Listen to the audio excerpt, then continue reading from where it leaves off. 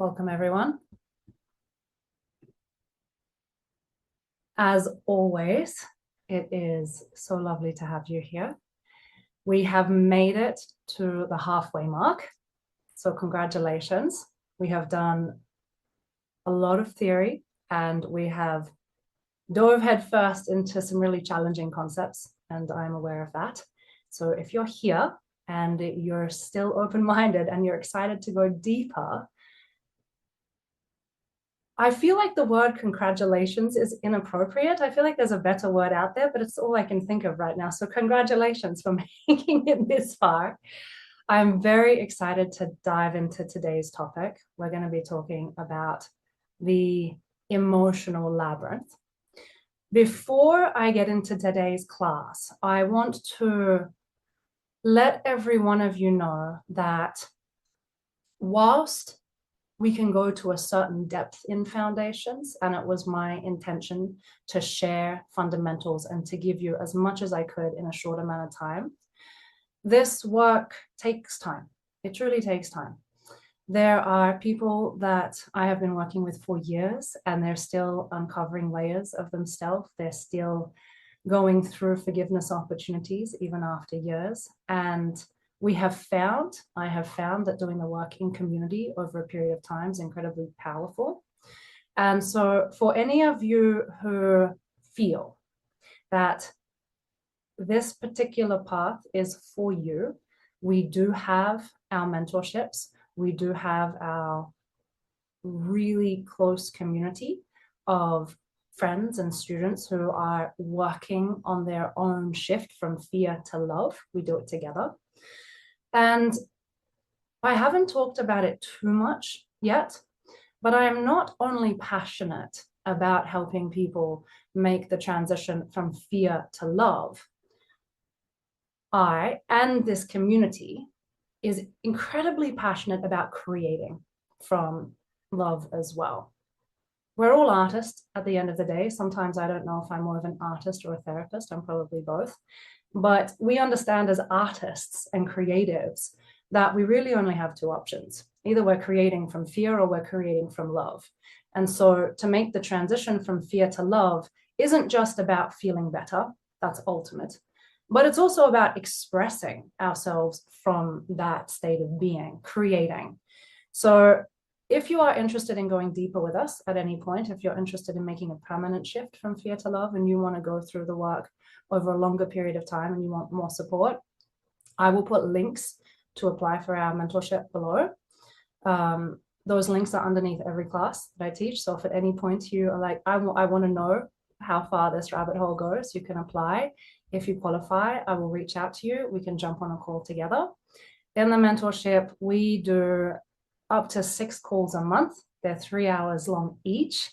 And this is where we get really, really, really deeply into the work. So in saying that, today we're going to launch into a conversation about emotions. In some ways, emotions, when it comes to the work of radical forgiveness, are everything. They are absolutely everything. We have to develop a relationship with our emotions, because really what people are saying when they enter the field of transformation is, I want to feel better. There is something about the way that I'm feeling that doesn't feel good, and I want to feel better.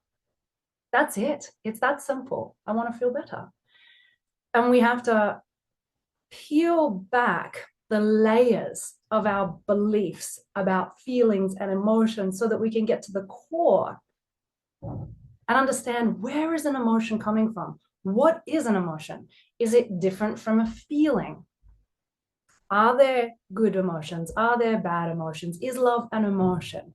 What do I do when really intense negative emotions arise? So many questions. And so this is where the rubber hits the road, because the application of the theory and the application of radical forgiveness applies the second we don't feel good. And we need to develop a relationship and an understanding around what it means not to feel good. and how to work with that moment in time to get to the cause of why we don't feel good and to resolve it there. In my early 20s, when I started this work, there was nothing more interesting to me than the study of emotions. And I have studied emotions in so many different ways. It is a labyrinth. It can get really complicated. My job today is to keep it really simple because I don't want to get lost in the weeds. I don't want to add to the noise. There are a lot of people teaching about emotions. I started with Bashar early on because he taught a lot about emotions, and I was trying to understand in my early 20s the connection between the mind and emotions and what triggers were. I got deeply into theta healing, which has so much depth when it comes to understanding the emotional experiences and how that mirrors in the body and how to work with the body to access the cause of those emotions. I learned a lot of tools and techniques through theta healing, which I still utilize today. I then got into Chinese medicine and acupuncture, and the only classes that ever interested me were how do the organs and the meridians relate to different emotional states, and how can we use something like acupuncture or alternative medicine to resolve our emotional experiences. So I didn't care about musculoskeletal anatomy nearly as much as I cared about esoteric acupuncture and emotional transformation. Obviously, once I got into psychedelics, I got very interested in emotions because you are truly swimming through an emotional labyrinth when you are working with psychedelics. I got really interested in the science behind emotions. I studied a lot of Peter Levine's work. Obviously, he's in the space of trauma healing, but trauma and emotions go very, they're very closely related. Recently, I dove into Lisa Feldman's work. She wrote a book called How Emotions Are Made. Phenomenal look at emotions from a more scientific or neuroscientific perspective. I have classes on all of this. I'm going to put links for the classes that I have taught on all of these emotional experiences beneath this class. So if you want to go deeper, you can. I am going to assume that there's a certain level of emotional intelligence and understanding in the room today. So I'm just going to assume that. But if you know you really haven't ever studied anything about what an emotion is and you have no knowledge, I have a lot of resources for you that you can go and look through in your own time. What I'm really doing right now is just sharing that I have been investigating emotions for a very long time. The very first book I ever wrote, which I never published, was called The Many Flavors of Enlightenment. I studied 36 different emotional states to try and understand what they felt like, the belief systems that created them, how to work with them. And the journey continues. And today I'm doing something that is very close to my heart, which is teaching pure non-duality in emotions. And that gets very, very confusing for some, yet it isn't. It actually isn't.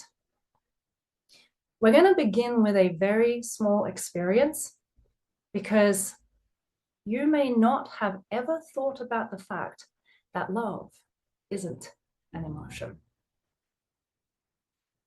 So what I'm going to have you do, because we've been practicing this exercise, is I'm going to have you just take a couple of deep breaths.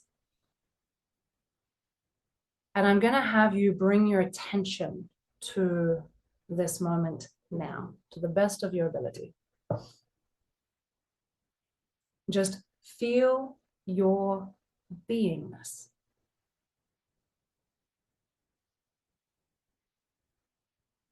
And ask yourself, are you here? Do you exist?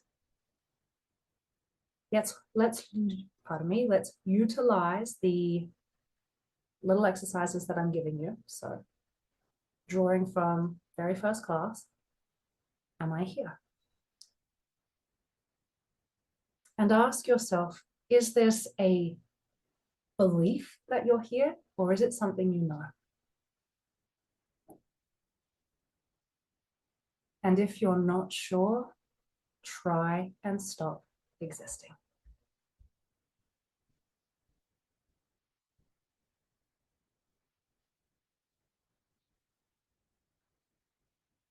and realize, remember that your existence is not something that ever goes. You have no evidence of ever ceasing to be. Feel that. Remember that. You already know this. We're just so good at forgetting ourselves, but you already know that you can't stop existing. You know it. And then I want you to look for where your existence begins and ends. And I mean a geographic location where you can say without a doubt, that's where it begins and that's where it ends.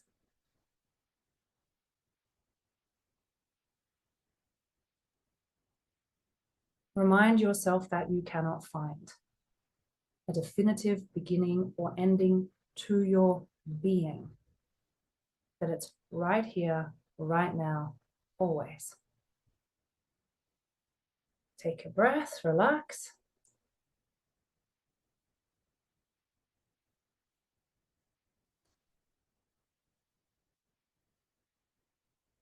Your beingness, this moment now, pure loving awareness.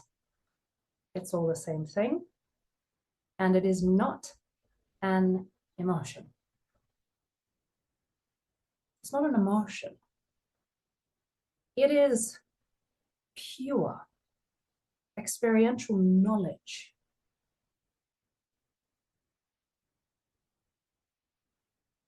You cannot create the present moment with your mind. The present moment exists permanently, no matter what your mind does. You create from the present moment. And emotions are something that we create. And so I need you to anchor in your mind that love, true love, which is this moment now, which has no opposite, because it is one, is not an emotion. It is the truth. Love does not exist on an emotional, vibrational scale. It is not the other side of hatred. It is not a pendulum swing away from fear. Love is total. And it is who and what we are.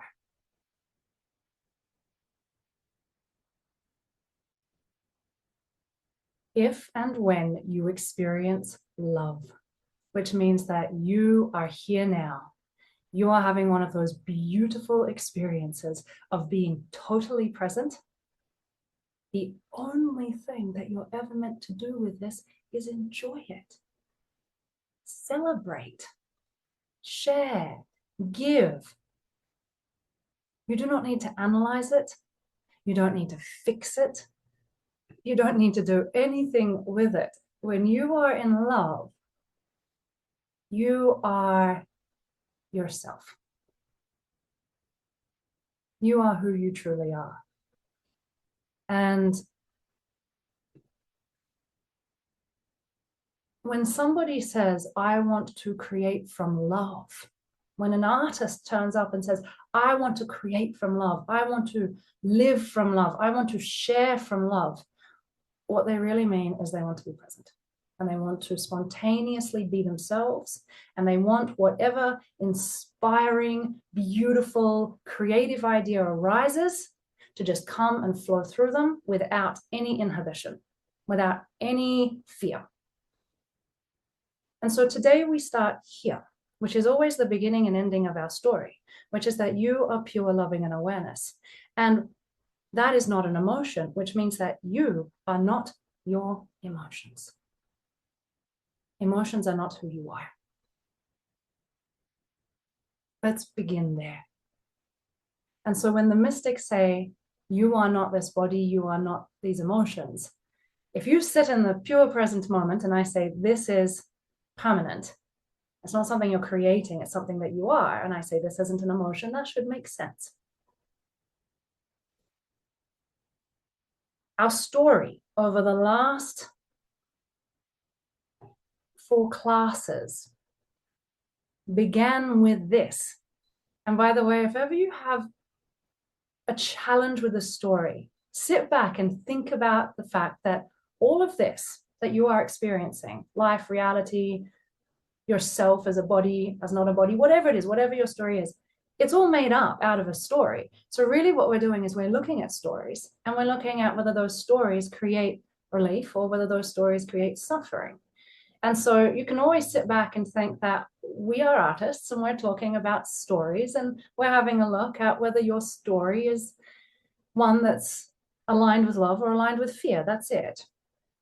So think about everything I'm teaching through the lens of creativity, if that makes it easier. So we begin in love. This is where we started in class 1. And I said that we exist because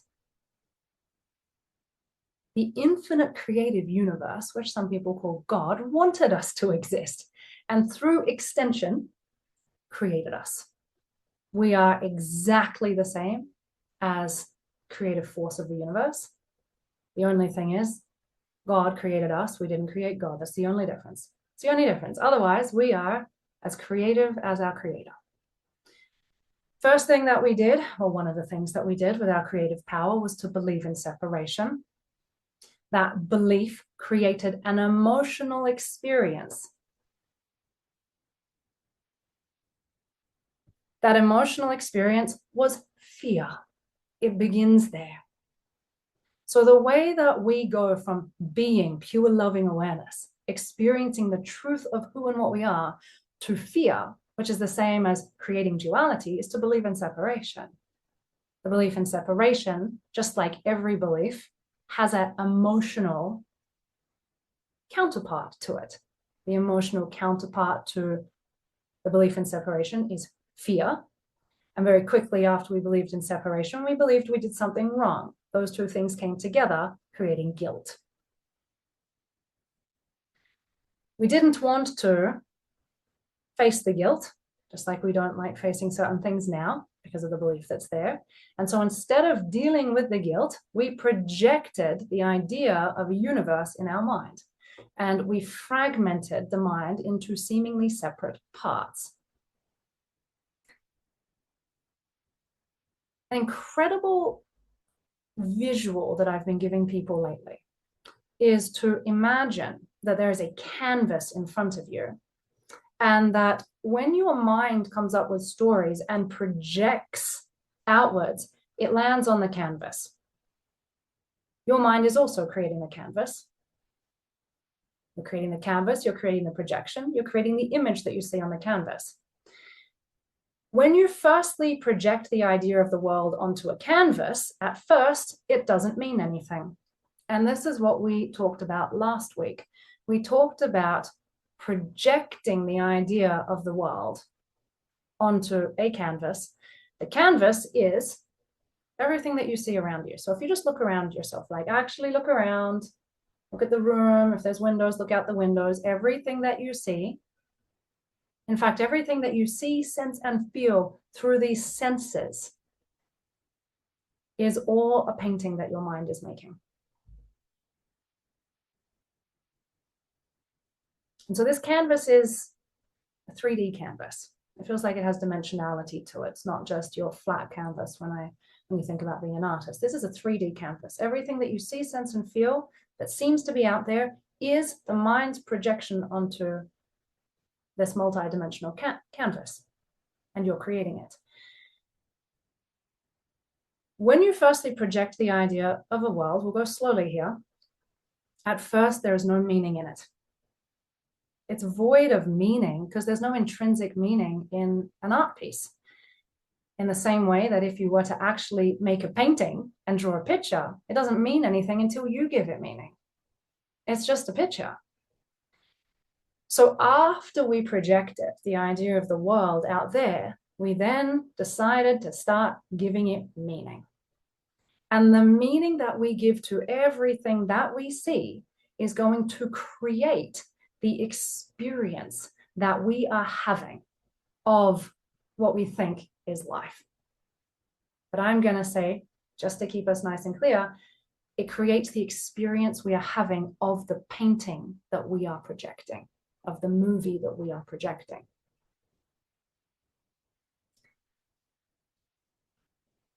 Emotions come into the conversation here. This is where we finished class 4, and today we begin at the end of class 4, the beginning of class 5, where we say that emotions are your creation. They arise in your mind. They arise in your mind, and they are experienced in the mind based on the beliefs and the stories that you give to the world you are creating around you.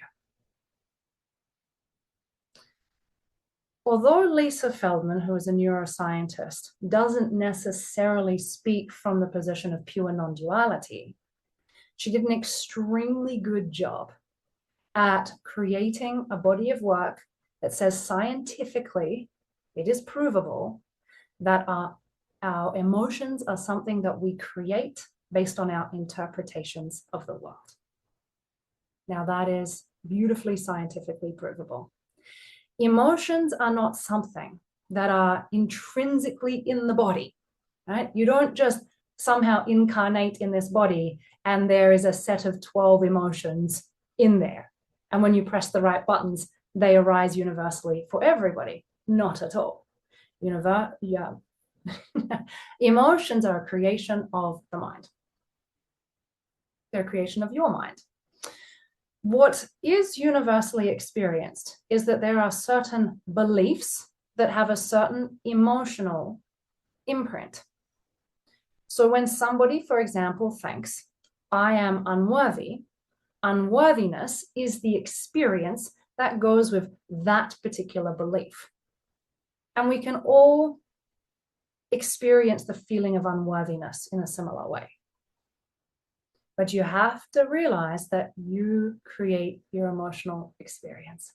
That is, there's about 3 fundamental principles when it comes to emotions that you have to wrap your head around, and this is one of them. You create your emotional experience.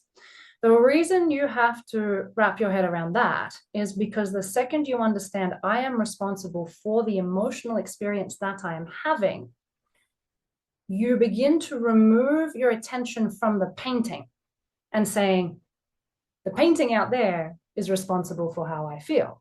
And you start the journey of saying, I am the creator of my experience. I am the creator of my experience. There is a pitfall for many people in this community. I have conversations about this almost weekly with our deeper community.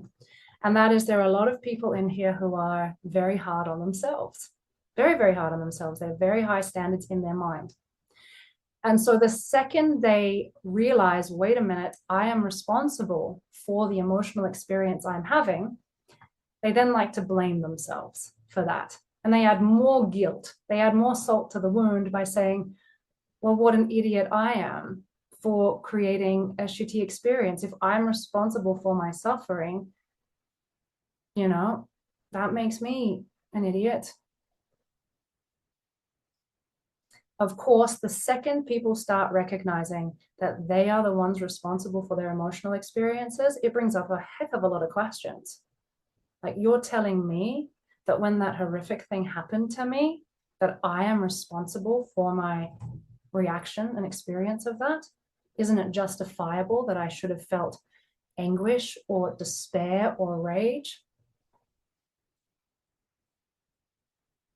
The only thing that is actually understandable from the perspective of pure non-duality and creation is that given the belief system that you have, it is reasonable to feel the way you do. Hear that.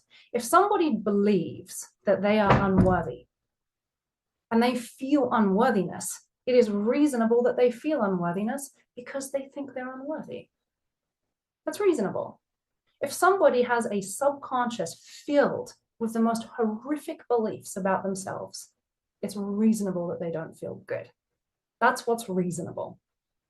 What is not ultimately reasonable is to believe that something outside of yourself is making you feel the way you feel. That would mean that you were powerless, and you're not.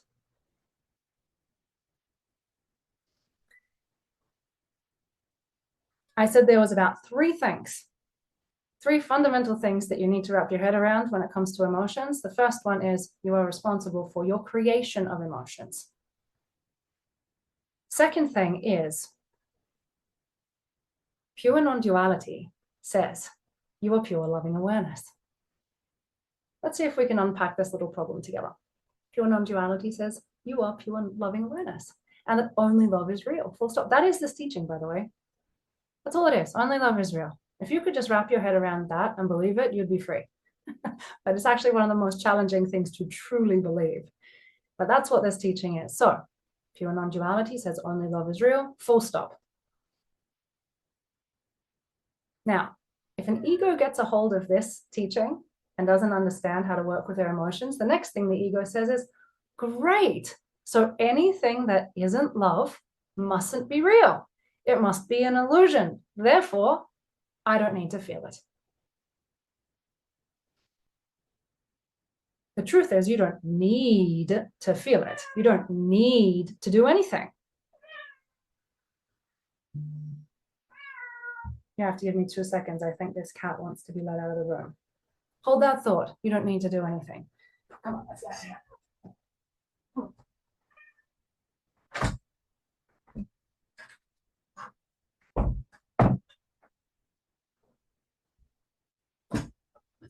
You don't need to do anything, right? You're the creator of your reality. You can do whatever you want. However, if you sit back and decide that the teachings of pure non-duality are giving you a way out of feeling your emotions, and that's the way to get to freedom, you are gravely mistaken, because that is not this teaching. And the amount of students who sit down and hear the teachings, everything is an illusion, and then come back later and say, well, when I feel triggered and I feel really bad, I try and remind myself this isn't real. I say, wait a minute. We do not want to do that. This is not a suppression teaching. This is not a bypassing teaching. And I have been teaching for more than a decade. You must feel your emotions. You must feel your emotions. And I can guarantee that until the day I die, I will not change my tune about that. In everything that I've studied, in the thousands of people I have worked with across different modalities, the number one thing I can tell you for sure is that not feeling your emotions is a disaster. It is a disaster. Suppressing your emotions, denying your emotions, using any type of spiritual concept to try and justify that you don't need to feel something that is arising, that is bypassing. That is gaslighting yourself. You never want to feel an emotion arise and say, this isn't even real. I'm not really even feeling this. That's gaslighting yourself. However, the truth remains that only love is real. So how do we put all this together? How do we put together the idea that negative emotions can arise and only love is real? And that the work to get back to peace isn't about suppressing or denying the negative emotions when they arise, even though they're not really arising in reality. And this is where a lot of students' minds just internally combust and they go, I don't get it. I don't get it. What are we talking about here? Either there's emotions and they're real and we should feel them, or only love is real and that doesn't exist and we shouldn't feel. No, we've missed a few steps. We've missed a few beats here. And this is why we have to truly go through the fundamentals, the foundations. This is why I'm laying down so many of these principles so that you can get your heads clear. And in order for you to understand that, you have to understand that, yes, only love is real. But when you think you're separate and you create subconscious guilt and you create a projection in your mind, and then you shift into the idea of the projection, you are now playing by different laws than love's laws. You are playing by duality's laws. They're not ultimately real, but they are the rules of your mind's game. And in duality's world, what you resist persists. What you push away, you make real. You are now in the laws of a dream universe that we have to abide by when emotions arise. And so you cannot suppress your emotions. You cannot use spirituality to bypass your feelings. This is a disaster of an idea. We must understand what emotions are, and we then must understand how to work with them.